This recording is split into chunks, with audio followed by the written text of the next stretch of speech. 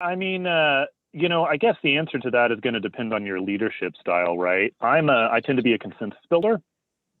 And so, the most challenging part of doing consensus based leadership is actually arriving at a consensus, right?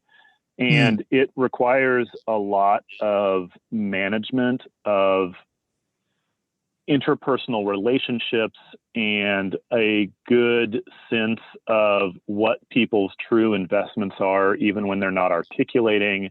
It requires more of a commitment to process and to making sure that everybody is heard, even if you've got a conclusion that you want people to get to in the end.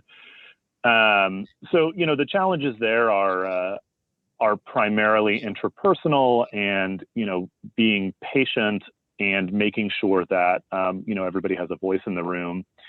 The rewards, of that style of leadership are once you've spent a little bit of time, building trust with a team, it's it can be very, very easy to run things, and it can be very, very, you can get stuff done very, very quickly. People, when you do consensus-based leadership, people tend to take on more autonomy, and they tend to become better decision makers themselves about what sorts of things should happen. When I was teaching writing, I told my students that, what I'm trying to do for you by giving you all this feedback and editing these essays is I'm trying to get the writer in your head active, right? Or get the editor in your head active so that you will hear these sorts of things when you're reading through your own work.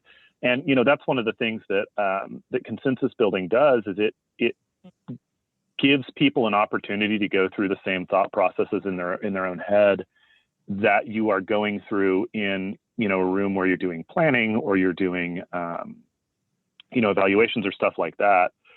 So yeah, it's sort of to recap, the challenges of the particular style of leadership that I find best are takes a lot of patience. It takes a lot of care and